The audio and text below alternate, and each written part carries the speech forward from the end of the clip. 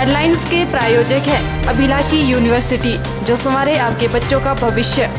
Himachal dental college and hospital Sundernagar, first dental college in Himachal Pradesh since 1993, providing best dental education and dental treatment. और dreams group of institution, जो कर दे आपके सपनों को साकार।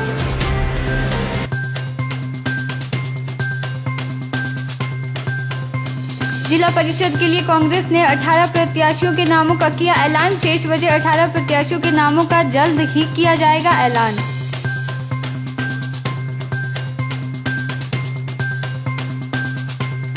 कोरोना पॉजिटिव मरीज के मतदान के लिए प्रशासन ने की पूरी तैयारियां। मतदान के समय भी स्वास्थ्य कर्मी पीपीई किट पहनेंगे।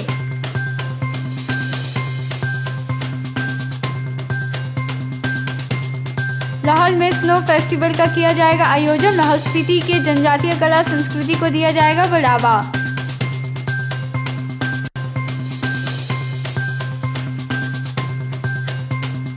और सुकेत व्यापार मंडल सुंदरनगर ने की किशोरी लाल की मदद। किशोरी लाल को 10,000 किए दान।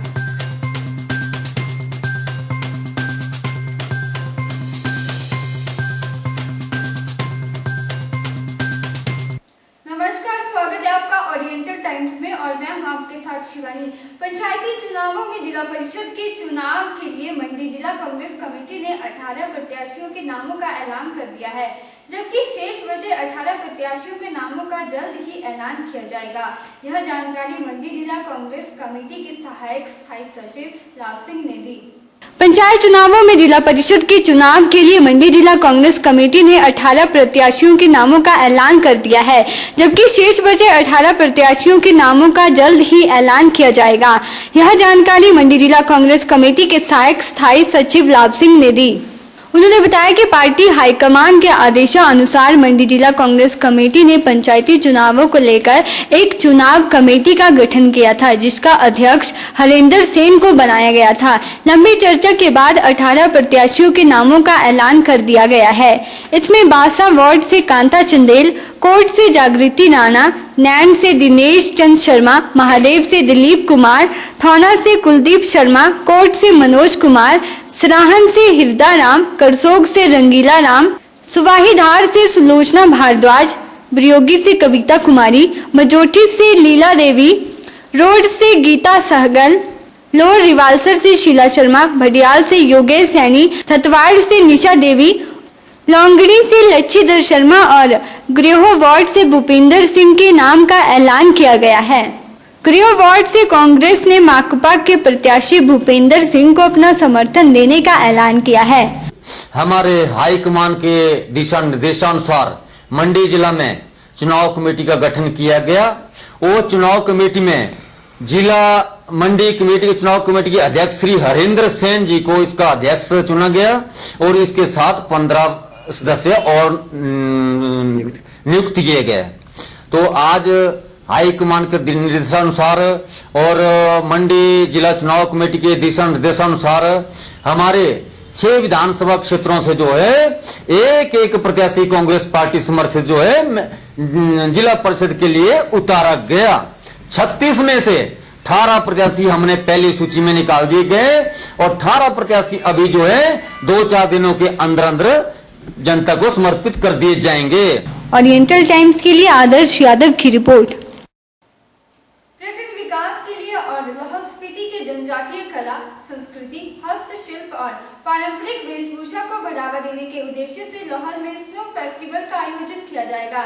यह जानकारी उपायुक्त पंकज राय ने बैठक के दौरान दी।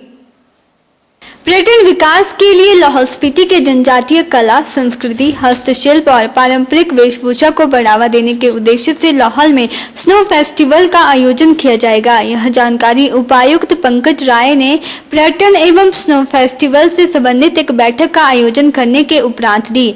बैठक में जनप्रतिनिधियों और अन्य हितधारकों ने भाग लिया। उपायुक्त ने जानकारी दी कि मुख्यमंत्री जयराम ठाकुर की इच्छा है कि अटल टनल रोहतांग के खुल जाने से लाहौल में पर्यटन के विकसित होने की अपार संभावनाएं हैं और इस वर्ष हिमाचल प्रदेश के पूर्ण राज्यत्व के स्वर्ण जयंती वर्ष के अवसर पर लाहौल को एक विश्व प्रसिद्ध पर्यटन स्थल के रूप में विकसित करने और यहाँ जनजातीय कला, संस्कृति, हस्तशिल्प और पारंपरिक वेशभूषा, स्थानीय व्यंजनों को बढ़ावा देने के उद्देश्य से इस वर्ष यहाँ स्नो फेस्टिवल की शुरुआत करने का निर्णय लिया गया है। ओरिएंटल टाइम्स के लिए ब्यूरो रिपोर्ट। मतदान में सभी लोग अपनी भागीदारी सुनिश्चित करें और मतदान में कोरोना पॉजिटिव मरीज भी अपना मतदान कर सके। इसके लिए हमीरपुर जिला प्रशासन ने नई एसओपी के तहत पूरी तैयारियां कर ली है। यह जानकारी हमीरपुर जिला निर्वाचन अधिकारी एवं उपायुक्त देवश्वेता मानिक ने दी। मतदान में सभी लोग अपनी भागीदारी सुनिश्चित करें और मतदान में कोरोना पॉजिटिव मरीज भी अपना मतदान कर सके। इसके लिए हमीरपुर जिला प्रशासन ने नई सीओपी के तहत पूरी तैयारियां कर ली है। हमीरपुर जिला निर्वाचन अधिकारी एवं उपायुक्त देवश्वेता मानिक ने कहा कि कोरोना पॉजिटिव के साथ आइसोलेशन में रह रहे व्यक्तियों का भी मतदान करवाया जाएगा और इसके लिए बाकायदा प्रशासन ने तैयारियां कर ली है। उन्होंने बताया कि कोविड-19 संबंधित सुरक्षा प्रोटोकॉल के तहत ऐसे मरीजों के लिए मतदान करवाया जाएगा। हमीरपुर जिला निर्वाचन अधिकारी एवं उपायुक्त देवश्वेता मानिक ने बताया कि पंचायती राज संस्थाओं और नगर निकायों के चुनावों में कोरोना पॉजिटिव मतदाता भी मतदान करेंगे।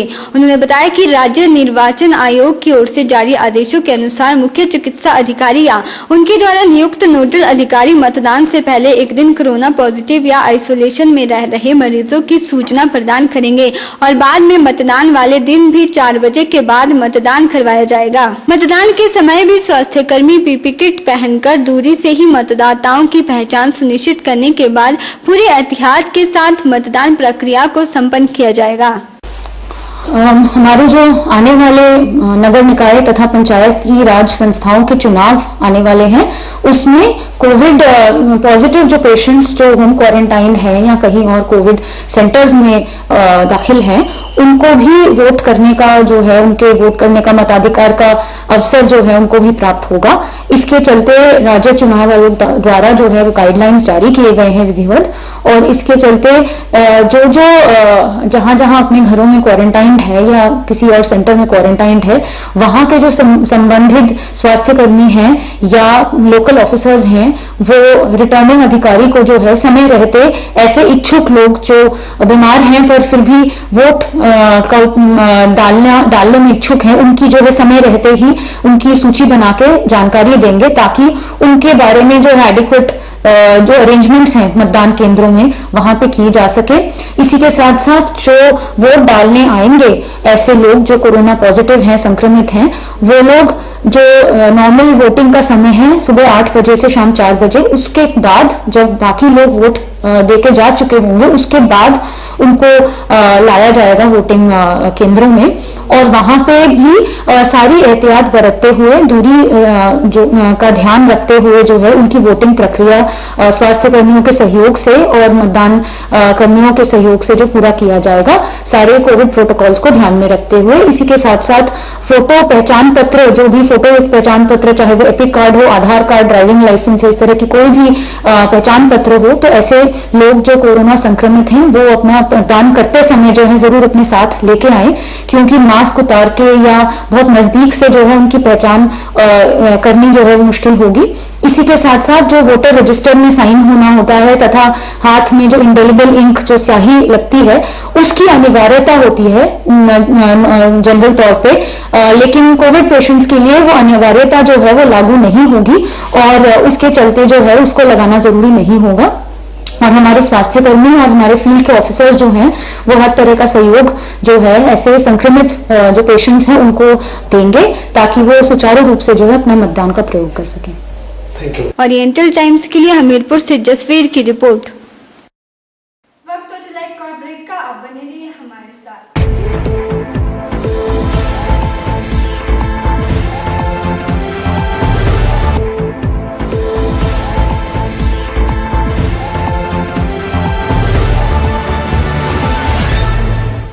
सुंदरनगर में सब्जी बेचने का काम करने वाले किशोरी लाल का कारोबार तहस नहस हो गया है, जिसकी मदद के लिए सुकेत व्यापार मंडल सुंदरनगर ने अपने हाथ आगे बढ़ाए हैं और नए सिरे से रोजगार करने के लिए इस वैश्विक कोरोना महामारी के दौरान 10,000 की आर्थिक मदद प्रदान की है।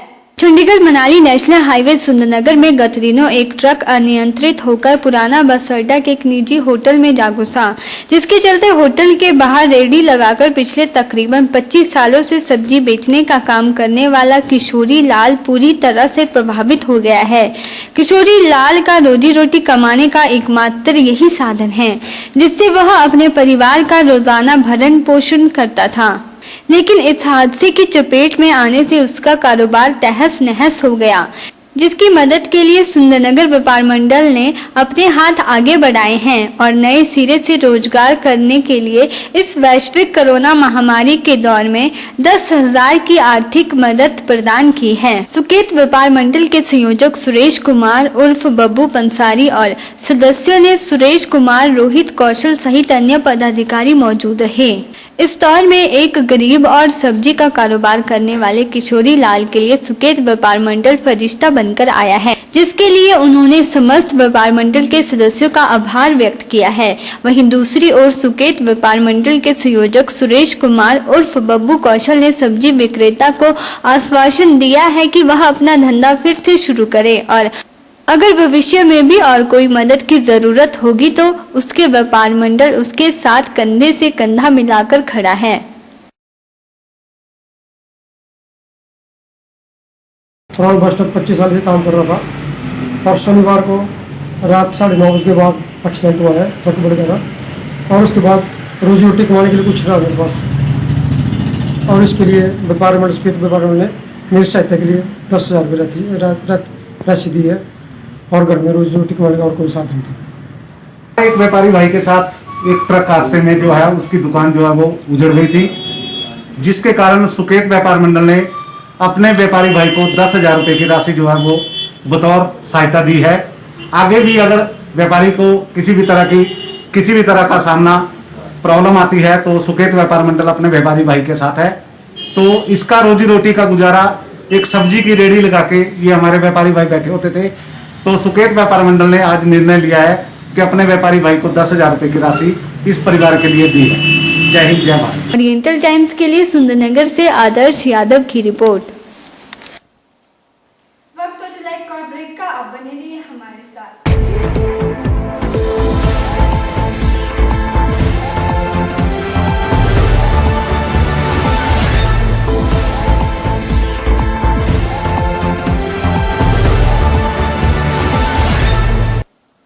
खाद्य सुरक्षा विभाग ने अक्टूबर में कुछ सैंपल लिए थे, जिनमें से 3 सैंपल फेल हो गए हैं। अब विभाग उन पर सख्त कार्यवाही करने जा रहा है ताकि अन्य व्यापारी सीख लें और भविष्य में कोई भी ऐसी मिलावट की खाद्य सामग्री न बेचें। खाद्य सुरक्षा विभाग ने अक्टूबर में कुछ सैंपल लिए थे, जिसमें से 3 सैंपल फेल हो गए हैं। अब विभाग जिन लोगों के सैंपल फेल हुए थे उन पर सख्त कार्यवाही करने जा रहा है ताकि अन्य व्यापारी सीख लें और भविष्य में कोई भी ऐसी मिलावट की खाद्य सामग्री न बेचें, जिससे आम जनता पर उसका गलत प्रभाव पड़े। यह जानकारी खाद्य सुरक्षा आयुक्त LD ठाकुर ने मीडिया को दी। उन्होंने बताया कि भविष्य में भी उनका यह अभियान जारी रहेगा और जो भी मिलावटी सामान बाजार में बेचेगा उसके खिलाफ सख्त कार्यवाही अमल में लाई जाएगी। LD ठाकुर ने बताया कि अक्टूबर माह में विभाग द्वारा 20 सैंपल लिए गए थे, जिनमें से 10 सैंपलों की रिपोर्ट विभाग के पास आ चुकी है। लिए गए सैंपलों में से 3 सैंपल फेल हो चुके हैं। यह सैंपल जीरा, सोयाबीन की बड़ियों और सेवइयों का था। उन्होंने कहा कि अगर इस रिपोर्ट को संबंधित व्यक्ति चैलेंज करते हैं तो अन्य लैब में उसका टेस्ट करवाते हैं तो उस पर रिपोर्ट आने पर कार्यवाही अमल में लाई जाएगी, अन्यथा विभाग द्वारा मामले पर आवश्यक कार्यवाही हेतु STM कोर्ट में मामले को भेज दिया जाएगा। अविनाश राय खन्ना जी, जो विनाश की भाषा का ज्यादा प्रयोग कर रहे हैं, वो आए और उन्होंने यहाँ मुख्यमंत्री जी को 100 से 100 नंबर दे दिए, जबकि मुख्यमंत्री जी खुद कह रहे हैं कि 1 साल मुझे काम करने का मौका ही नहीं मिला 3 साल में। इसका मतलब वो तो ये कह रहे हैं मैंने तो अपना जो प्रश्न पत्र है वो ही पूरा नहीं किया और जो एग्जामिनर है वो उनको 100 से 100 नंबर दे रहे हैं। तो अविनाश राय जी की क्या बुद्धिमत्ता है, इस बारे में मैं कुछ नहीं कहना चाहूँगा। एक ही बात कहना चाहूँगा कि मैं एक दफ़ा सरदार शोभा सिंह जी को मिलने गया था अंधरेटा में, पालमपुर में। उन्होंने मुझे एक बात बताई थी। उन्होंने कहा था, Kaka ji, education, wine and fortune do not change a man.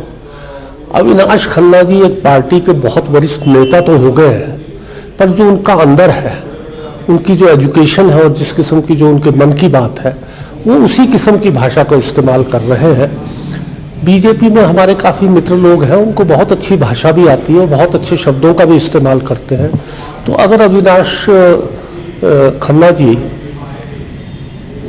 अपने को इम्प्रूव करना चाहें तो हमारी ही पार्टी के लोगों से ना सीखें, अपनी पार्टी के लोगों से भाषा और शब्दों का इस्तेमाल करना ठीक समझें। और फिर भी वो जिस स्थान से आते हैं, अगर वो उस संस्कृति से आ रहे हैं तो उन्हें हिमाचल की संस्कृति का ध्यान रखना चाहिए। और आने वाले वक्त में मेरा उनसे आग्रह भी है और मुझे पूर्ण विश्वास है कि वो काफ़ी सीनियर आदमी है।